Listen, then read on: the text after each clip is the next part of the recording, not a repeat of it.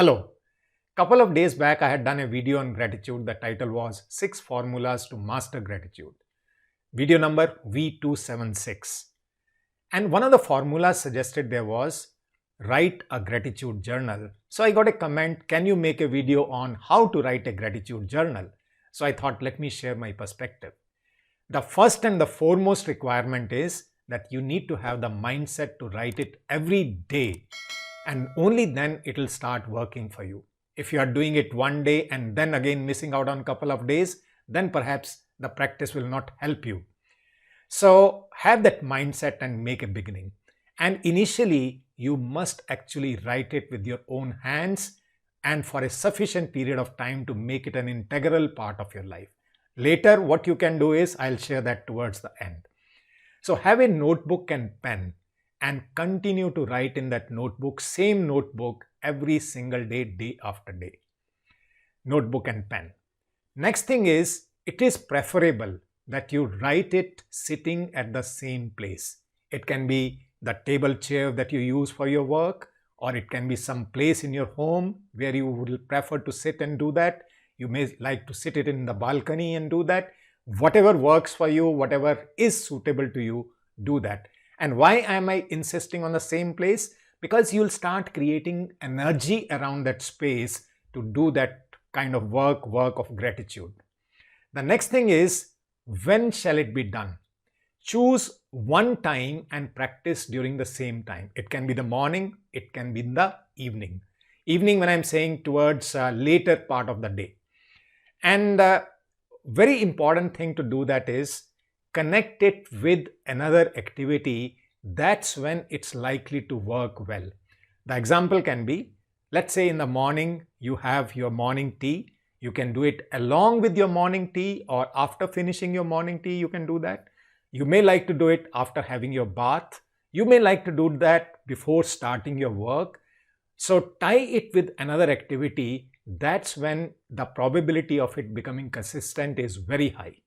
Similarly, in the evening, you may choose to do it after dinner, immediately after dinner, or you may choose to do it immediately before going to the bed. So whatever it is, tie it to another activity to make it consistent. The next thought is, initially, you must write at least 5 things. I'm saying 5 things. The list actually can be much longer. If you start going for the day's activity and you scan your entire day, the number of things that you can be thankful for can actually be pretty long. But what I'm saying is, start with minimum 5 things and be spontaneous. You don't need to think too much as to what shall I be thankful for. Because start with what comes at the top of the mind, and then perhaps you can start going deeper over a period of time. Initially, start with 5 things and let them be very spontaneous. Then what you can do is, when it comes to what shall you write, you can write about people who were very supportive on that day. So when I'm saying write it for the same day, so just inquire from yourself, who are all the people who came into your life that day? And when I'm saying came into your life, I'm not necessarily saying that you have met them physically. You may have connected with them over a call. You may have got a message from them on WhatsApp or an email or something like that. Or they may be your own family members who connected with you, or your own immediate family members with whom you are staying. So just look around and see who are the people who came to support you that day. For example, the food that was prepared by someone in the family, that can be someone who encouraged you, someone gave you an opportunity, someone gave you a pat on the back. Any such thing that comes to the top of your mind can be recorded as gratitude. Ultimately, what we are looking for is something that made you feel better, made you feel stronger, made you feel very good about yourself. That's what you can think of. Another thing that you can do for writing your gratitude for the day is, you can write for things, inanimate objects, which made your life comfortable on that day. And some of the common examples, the laptop that you tend to use, the mobile phone that you tend to use, if you wear specs, how they support you in your reading. And maybe in the kitchen, the utensils, the water that is flowing, all these things that can come to your mind to write your gratitude for. Now, later stage, what you can start doing is, as you have done this daily practice, writing about the day for quite a number of time, maybe 3 months, maybe 6 months. After that, another kind of practice that you can start is start going to different aspects of your life.